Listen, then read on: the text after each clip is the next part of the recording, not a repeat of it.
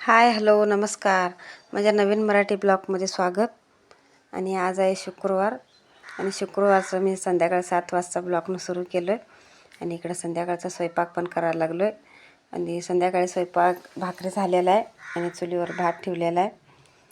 आणि इकडं चुलीवर भात ठेवलं आहे आणि हे बघा एवढं भाकरी केलेलं आहे आता.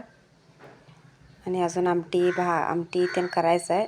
आणि इकडं मोडं भिजत ठेवलेलं आणि त्याचं आमटी करायचं आहे. आणि राजगिराची भाजी आहे, ते पण भाजी करायचं आहे. आणि मेथीची भाजी पण करायचं आहे. आणि आता 2-3 दिवस 4 दिवस झालं माझा ब्लॉग इकडं एक व्ह्यू टाकलेला नाही मी. कारण माझ्या मोबाईलमध्ये काय तर व्हिडिओ एडिटिंग करायचं, त्या ॲपमध्ये काय तर प्रॉब्लेम होतं, म्हणून मी ते व्हिडिओ केलेला नाही. आणि आता आज सुरू झालेलं आहे आणि आता आज व्हिडिओ करायला लागलो आहे. इकडं बघा मी मोडा भाजून घेतलेला आहे आणि ते मिक्सरला लावून बारीक करून घेतलेला आहे. आणि इकडं कांदा टोमॅटो ते घालून त्याचं फोडणी द्यायला लागलो आहे.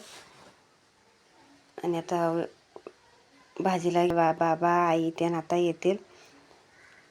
एवढं आमटी करून मग मेथीची भाजी आणि राजगिराची भाजी पण करायचं आहे. मी संध्याकाळचं थोडंसं व्हिडिओ आता मी टाकणार आहे. आणि प्लीज व्हिडिओला लाईक करा, शेअर करा आणि सबस्क्राईब करा. चॅनलवर नवीन असाल तर प्लीज चॅनलला सबस्क्राईब करा. आणि यामध्ये हळद, मीठ आणि गरम मसाला टाकलेला आहे. आणि जरा ओला खोबरा पण घेतलेला आहे, ते पण बारीक करून घेतलं आहे. आणि सगळं भाजून घ्यायचं आहे. आणि तर चटणी जरा टाकतो.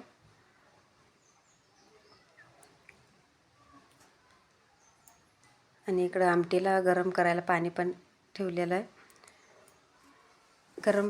गार पाणी घालायचं नाही, गरम पाणी घातल्यानं जरा चव येते. नाही बघा, हे सगळं मिक्स करून घेतो. इकडे मिक्स करून घेतलेलं आहे मोड्याची आमटी.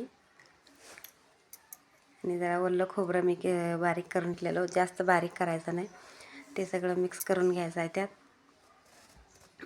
आणि त्यात आता गरम मसाला पण टाकलेला आहे. तर गरम झालेलं पाणी पण त्यामध्ये टाकतो आता.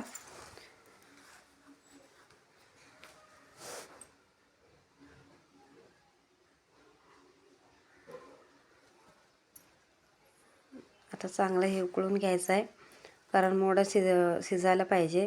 कारण मी भाजून घेतलेलं आहे आणि मिक्सरला लावून घेतलेलं आहे. आणि त्यामध्ये चवीनुसार मीठ पण टाकतो जरा.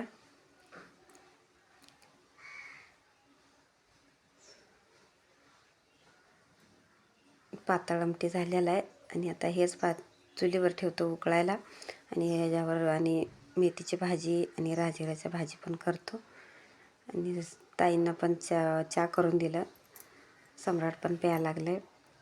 इकडे चुलीवर ते आमटी ठेवलेलं आहे. आणि इकडे मेथीची भाजी करायला लागलो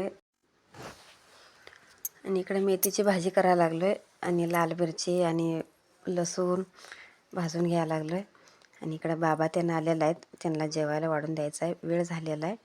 म्हणून पटकन हे भाजी करून मग त्यांना जेवायला वाढून द्यायचं आहे. मेथीची भाजी धुवून घेतलेलं स्वच्छ. आणि लाल मिरची आणि लसूण भाजून घेतलं. आणि वरती मूग डाळ आहे. आणि मी भिजत ठेवलं नव्हतं, तसंच टाकायला लागलं आहे. आणि त्या मेथीची भाजी म्हणजे शिजतं आहे तेवढं ते सगळं मिक्स करून घ्यायचं आहे. आणि जरा चवीनुसार मीठ पण जरा टाकायचं.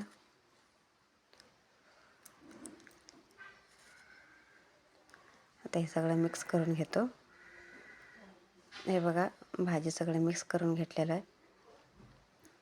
आणि भाजी इकडं होत आलेलं आहे. आणि तवर इकडं दुसऱ्या गॅसवर राजगिराची भाजी पण करतो. राजगिराच्या भाजीला कांदा आणि लाल मिरची घालायचं. हिरव्या मिरच्या पण चालते, मी तर लाल मिरचीच वापरलेला आहे.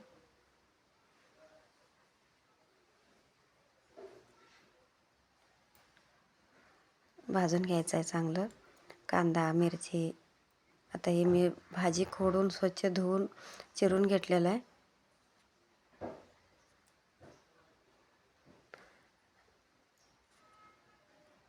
हे बघा भाजलेला आहे कांदा मिरच्या आणि त्यामध्ये भाजी टाकतो. स्वच्छ धुवून घेतलेला भाजी टाकतो आणि मेथीची भाजी झालेला आहे इकडं उतरून ठेवलेला आहे खाली.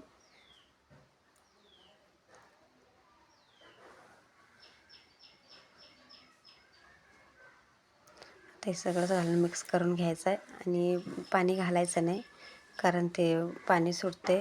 मीठ टाकल्याने जरा पाणी सुटते आणि त्यावरच शिजते ते. पाणी टाकायचं नाही त्या भाजीला आणि ते उकडून पण घ्यायचं नाही. आणि राजगिरा लाल पण असते, ते पण भाजी असंच करायचं. आणि आपलं लाल माठ म्हणून असते, ते पण भाजी असंच करायचं. ते बी ते उकडून घ्यायचं नाही.